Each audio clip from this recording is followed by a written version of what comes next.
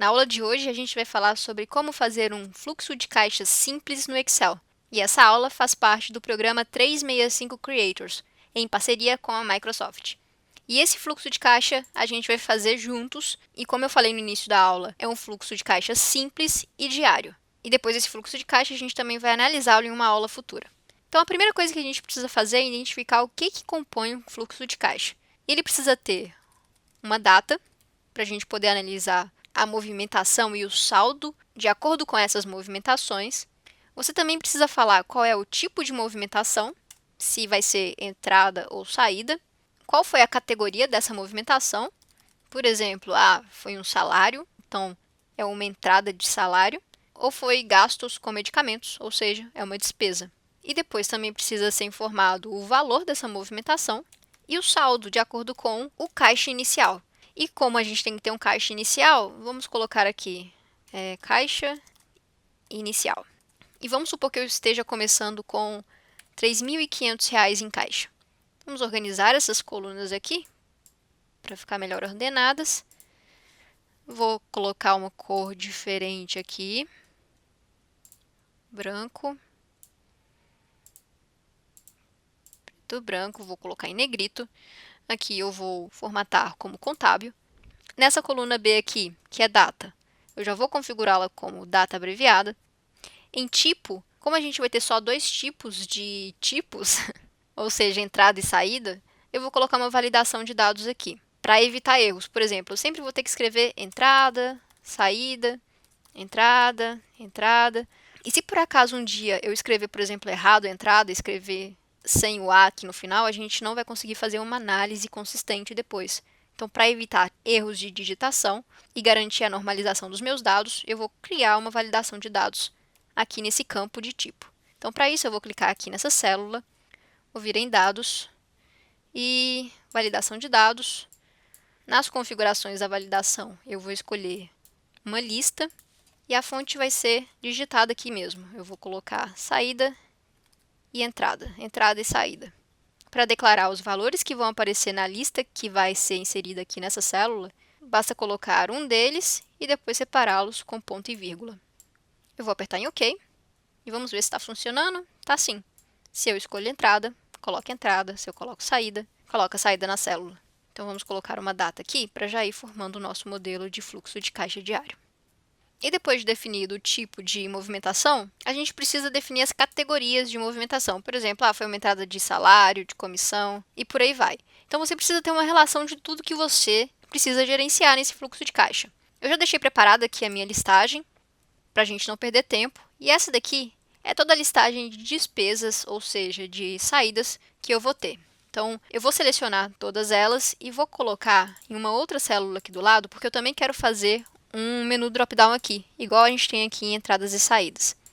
Então, eu vou colocar aqui numa célula e numa planilha separada. E isso daqui serão as saídas. Deixa eu colocar com uma cor um pouco mais diferente. E as entradas, eu também deixei uma listagem aqui pronta. Vão ser só essas. Feito isso, aqui no nosso fluxo de caixa, ao invés de criar uma lista como a gente criou aqui no tipo, contendo tanto entradas e saídas, eu quero que, quando eu filtrar aqui, por exemplo, a entrada, automaticamente a categoria seja filtrada com apenas esses itens aqui da entrada. E a mesma coisa, quando eu filtrar a saída, automaticamente apareça uma lista apenas com as saídas aqui da direita. E para isso, nós vamos usar a função indireto dentro da listagem da validação de dados aqui nessa célula de categoria. E para usar dessa forma, a gente vai ter que nomear esses intervalos daqui com o mesmo nome que tem aqui nessa célula, porque quando elas forem selecionadas, o nome desse intervalo vai ser chamado para a listagem aqui. Então, a gente precisa nomear entradas como entrada e saídas como saída. Então, vamos lá. Na nossa planilha 3, deixa eu só colocar aqui um nome, lista. E eu vou selecionar essas células aqui e vou falar que elas são a minha entrada. E para essas células aqui, elas são a minha saída. Quando eu fiz isso aqui na caixa de nome, a gente consegue ver os nomes que eu criei e os intervalos aqui em gerenciador de nomes, na guia fórmulas. Então, aqui a gente consegue ver a lista de entrada e a lista de saída, que corresponde a esse daqui, e a de entrada a esses daqui. Perceba que o nome que eu coloquei aqui, nos nomes desse intervalo, são exatamente iguais a esses aqui, nesse drop-down. Então, agora eu posso colocar uma lista aqui em categorias. Então, vou vir em dados, validação de dados, lista, e ao invés de digitar o nome ou o intervalo aqui, eu vou escrever igual, indireto, indiretamente igual a coluna e célula C9. Eu vou tirar esses cifrões aqui, para que ele fique dinâmico e se baseie em cada linha que for aplicada essa listagem indireta, e vou apertar OK. Feito isso, quando tiver entrada aqui, ele vai me mostrar apenas as entradas que tem na nossa listagem. E quando tiver saída, vai me mostrar automaticamente apenas as saídas. Então, aqui não vai ter salário, comissão e bônus como tinha em entrada, de acordo com o que a gente configurou aqui nos nomes. Nosso fluxo de caixa está ficando bom. E o melhor, simples, porque se fluxo de caixa for complexo demais, você vai acabar não usando, com exceção daqueles que são utilizados em empresas, porque aí tem que ser complexo mesmo. Ou não necessariamente, mas aí vai da opinião e da usabilidade de cada um. Então já vamos supor aqui que a gente teve uma saída no dia 1 de 2017 de vestuário. Vamos lá, eu comprei um sapato de R$350. Ó, eu sou mulher, mas eu não compro sapatos dessa forma. É só um exemplo. Vou vir aqui em página inicial e vou formatá-lo como contábil. E a configuração da próxima coluna de saldo vai ser baseada no meu caixa inicial, menos o valor que tem aqui. Ou mais, né? Porque se for entrada, eu tenho que somar. Então, eu tenho meu condicional, tá vendo? Se for entrada, aqui, eu vou ter que adicionar o meu caixa inicial. Se for saída, eu vou ter que diminuir.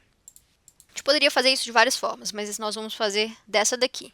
Eu vou pegar o meu caixa inicial, mas se essa célula daqui for igual à entrada, então eu quero que o nosso caixa inicial seja somado por R$350 por essa célula daqui. Se não, eu quero que ele seja diminuído por esse valor daqui. Então, eu coloquei aqui um menos e o valor da célula, porque vai ser uma despesa, se não for entrada. Eu vou fechar o parênteses e vou apertar Enter. Vamos ver se deu certo. Aqui é uma saída de R$350, baseado no meu caixa inicial de 3.500, eu tenho como saldo 3.150. Se isso daqui fosse uma entrada, eu teria uma adição no meu saldo de R$350, resultando em 3.850. E essa mudança aconteceu de uma forma dinâmica porque a gente utilizou essa função se aqui para alterar o tipo do número entre positivo e negativo de acordo com a célula que está aqui em C9. Agora, a gente precisa fazer o segundo tipo de função para calcular o saldo de acordo com essa célula daqui. Porque a partir da linha 2, ao invés de referenciar ao caixa inicial, a gente vai ter que referenciar o próximo saldo de acordo com o saldo anterior. Então, vamos simular uma entrada aqui. Vai ser o dia 2/1 de 2017. Vai ser um tipo saída. E a gente não tem o validador de dados aqui. Eu vou simplesmente copiar e colar esses dois intervalos aqui embaixo para a gente ter o drop-down de saída e automaticamente atualizar as nossas saídas aqui do lado. E esse vai ser um pagamento de supermercado. E agora que eu vi, a gente fez um tipo de entrada aqui que colocou vestuário. Só que uma entrada tem que ser salário. Então, eu vou mudar aqui para salário e vou colocar até um valor um pouco maior aqui, tipo 2.500. E no supermercado, a gente vai gastar R$500. Então, aqui, na nossa nova atualização de saldo, depois que eu alterei esse valor de entrada para um salário de R$2.500, quando essa fórmula daqui somou 3.500 com 2.500, resultou em um saldo de 6.000.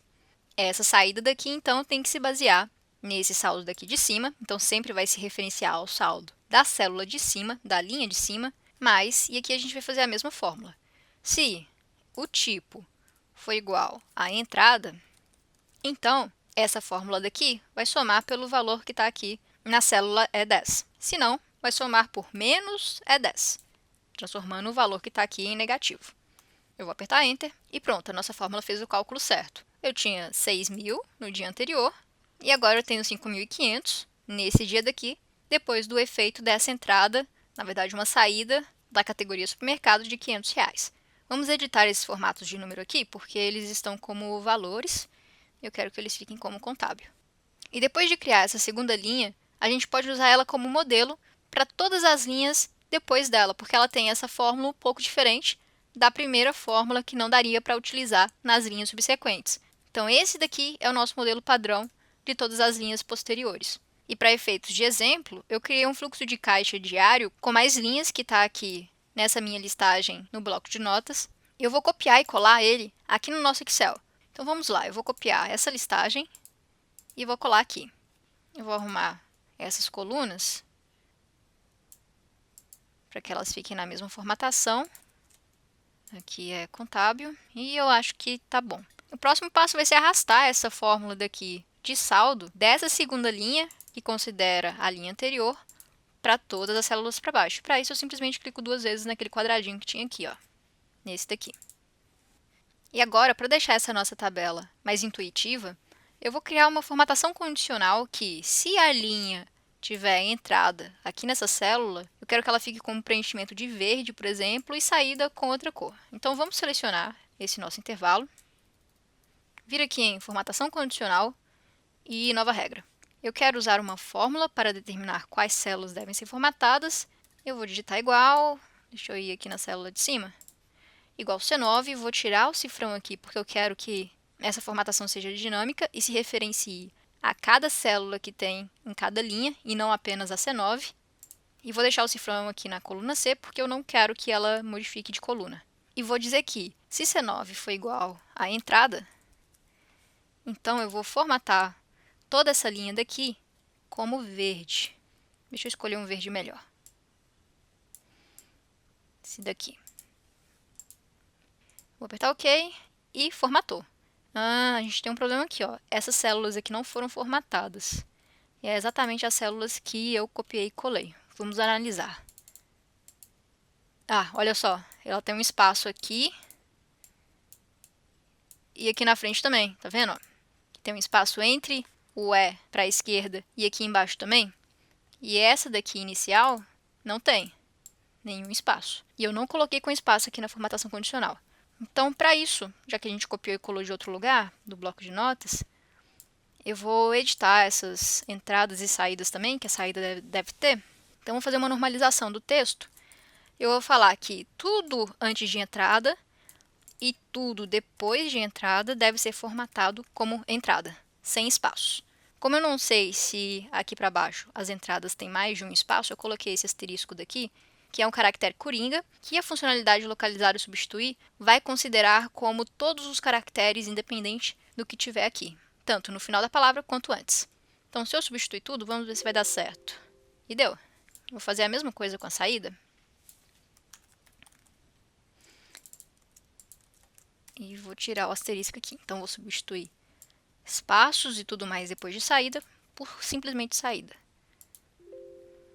Também substituiu. Agora, vamos selecionar de novo todo esse intervalo e eu vou criar a formatação de saída. Então, eu vou usar uma fórmula para determinar. Vou pegar a célula C9, tirar o cifrão daqui, porque eu já expliquei por quê, e se for saída. Eu quero formatar com um preenchimento de cinza, um pouquinho mais claro. Isso. Vou apertar OK e OK de novo e pronto. A nossa tabela está formatada e toda vez que eu escolher aqui, por exemplo, entrada, ele vai formatar de verde e saída de cinza. Eu vou apagar essas duas linhas aqui de cima porque elas são apenas exemplos e eu quero usar só aqueles dados que eu copiei. Então, eu vou só copiar e colar aqui. Vamos ver agora se esse cálculo daqui de saldo, que pega do nosso caixa inicial e depois que pega da linha anterior, está funcionando certinho. Então, aqui teve uma entrada de 4.500, então 4.500 mais 3.500, 8.001. Teve também uma entrada de 265 e aumentou aqui no nosso saldo esse valor. E quando tivemos várias saídas, ele foi subtraindo do valor. E para que esse saldo daqui ele fique em ordem cronológica, eu preciso ordenar essa minha coluna de data. Então, aqui eu já estou começando, acho que do primeiro dia que eu tenho nessa listagem. Deixa eu dar uma olhada. Isso, o primeiro dia é dia 1º de janeiro mesmo de 2014. Então, eu vou começar a ordenar pelas datas e depois pelos tipos. Eu vou selecionar tudo, vou classificar e personalizar a classificação. E aqui em data, eu vou ordenar do mais antigo para o mais novo e vou colocar um novo nível e vou ordenar também por tipo. De A a Z. Então, a entrada vai ser sempre primeiro e depois vai ser a saída, se eles estiverem na mesma data. Vou apertar OK e ordenou. Vamos ver se ordenou mesmo. Dia 1, depois foi para o dia 5, depois foi para o dia 7, depois o dia 10, até o dia 17. Então, o último saldo do mês de janeiro de 2014 foi 1.934. E depois, em fevereiro, um novo salário e uma nova comissão foram recebidas e adicionou nesse último saldo que eu tinha esse valor recebido. E depois foi debitando todos os outros gastos até chegar ao salário do próximo mês. E assim, subsequente. Olha só, aqui em março a gente pode ver que ele ficou negativo e logo depois ele recebeu o salário e ficou tudo bem. E aconteceu de novo em abril. Mas eu acho que depois a gente vai ter aqui, ó, saldos positivos. Então, o fluxo de caixa foi controlado ao longo dos meses que foram se passando. E esse fluxo de caixa ele deve receber novas movimentações aqui embaixo, ó, nessa linha. Mas vamos analisar como é que vai ser o procedimento de uma pessoa que vai abrir essa planilha praticamente todos os dias ou toda semana e inserir essa linha aqui embaixo. Ó, ela vai abrir e o fluxo de caixa deve estar desse jeito. E ela vai ter que vir sempre aqui e se posicionar na última linha dessa tabela. E a gente pode facilitar esse processo criando um botão aqui em cima para que, quando ela clicar nesse botão, por exemplo, ela vá automaticamente para a última linha aqui que esteja em branco. E a gente vai fazer isso sem usar VBA. A gente vai usar a função de hiperlink. Então, vamos vir aqui nessa célula. E para identificar a última linha, a gente vai ter que usar a função índice, que é muito utilizada para identificação de linhas, porque ela retorna um índice, ou seja, números de 1 a 1000, por exemplo, de acordo com algumas especificações que a gente colocar aqui. Então, a gente vai procurar o quê? A gente vai procurar a primeira célula em branco, vazia. E nós vamos iniciar essa procura a partir da célula B8 até a célula B100.000, por exemplo. Não vamos colocar até 1 milhão, não, porque a gente não vai usar 1 milhão de células para fluxo de caixa pessoal. Então, eu vou fechar aqui a função é célula vazia e vou declarar os outros argumentos da função índice, que qual vai ser o número da linha que vai ser retornado, e vou colocar 0, porque a gente quer ficar só nessa linha e só nessa coluna, por isso eu coloquei 0, 0. Se eu quisesse ir para outras linhas e outras colunas, eu teria que modificar esses valores aqui para qual linha eu quero que seja retornada. Só que essa função índice, ela não vai funcionar sozinha. A gente precisa procurar qual que é, nesse intervalo daqui, a primeira célula com o valor vazio. E a gente vai identificar isso quando essa função de lógica aqui for verdadeira, quando a célula for realmente vazia. Então, a gente vai procurar uma correspondência através da função corresp verdadeira dessa função índice daqui, que vai ser a matriz procurada da nossa fórmula corresp. Olha só, aqui ó, quando eu clico em verdadeiro, ele vai ser o nosso valor procurado da função corresp. Quando eu clico aqui em índice, toda essa fórmula daqui vai ser a nossa matriz procurada da função corresp. E agora eu preciso informar qual vai ser o tipo de correspondência que eu vou procurar.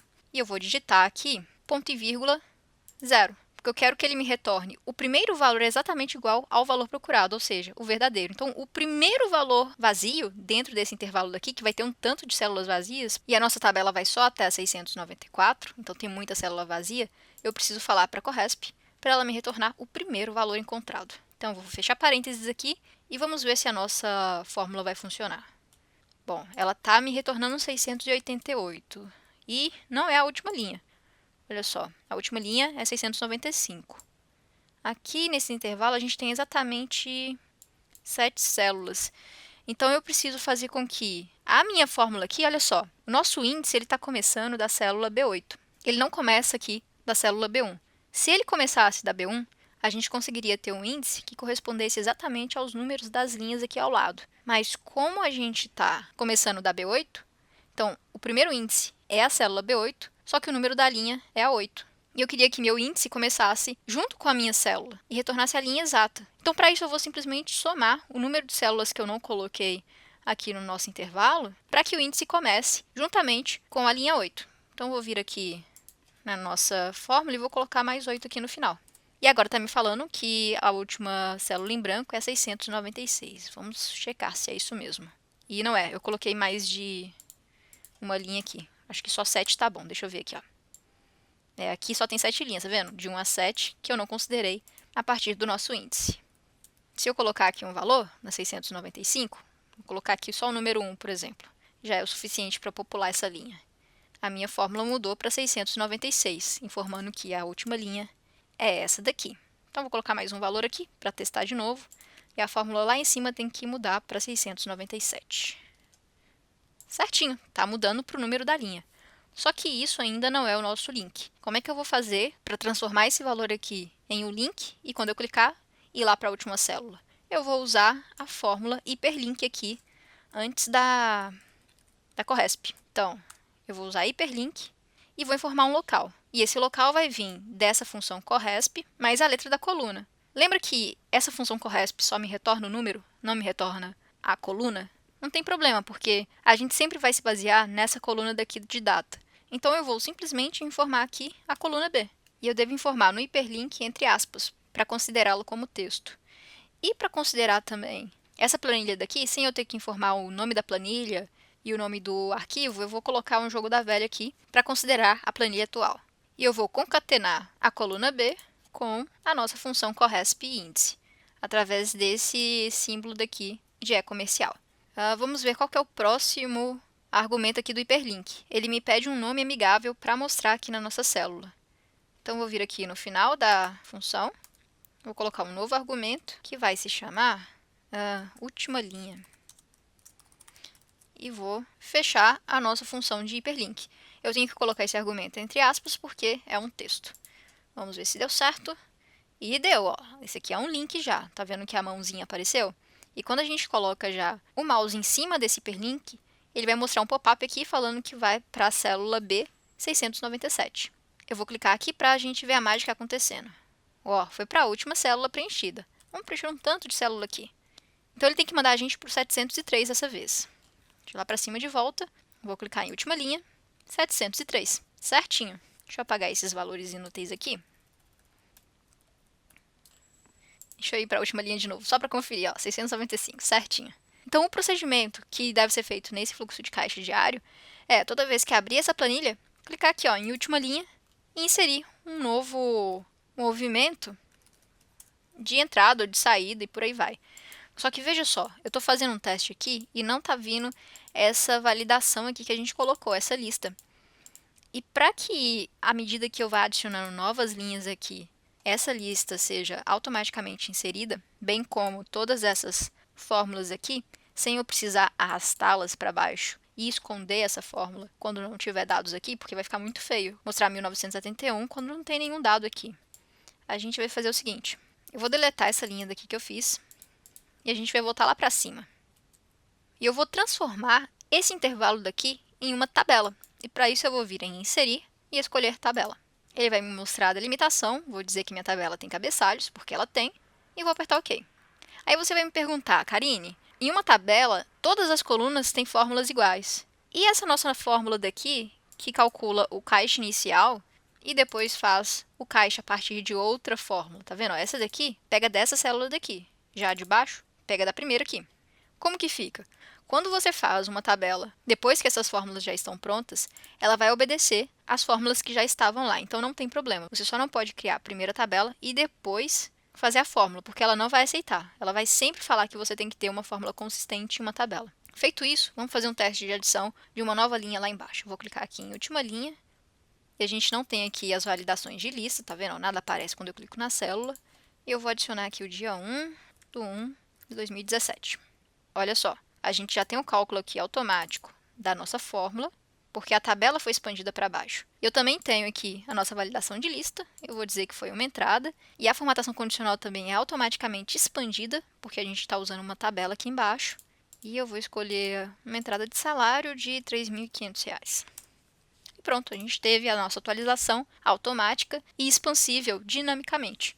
E eu acho que o nosso fluxo de caixa simples está pronto. A gente tem aqui os saldos por dia, linearmente de acordo com as datas, e nós conseguimos ver a movimentação aqui do lado, vendo os dias que a gente ficou mais pobre no final do mês e mais ricos. Olha só, aqui no mês 7 de 2015, o mês foi terminado com 3.181 na conta, muito bom. Já em outros meses, a gente teve saldo até negativo, que eu já tinha mostrado para vocês. Na próxima aula, você vai aprender a analisar esse fluxo de caixa diário através dos gráficos no Excel, sem utilizar nenhum recurso avançado como VBA, Power Pivot, Power Query. A gente vai usar simplesmente gráficos dinâmicos. E depois a gente vai fazer uma análise mais complexa lá no Power BI. Então fique ligado para as próximas aulas, para você não só ter um fluxo de caixa, mas também ter meios para analisá-lo, seja no Excel, seja no Power BI. Te vejo na próxima aula e tchau, tchau!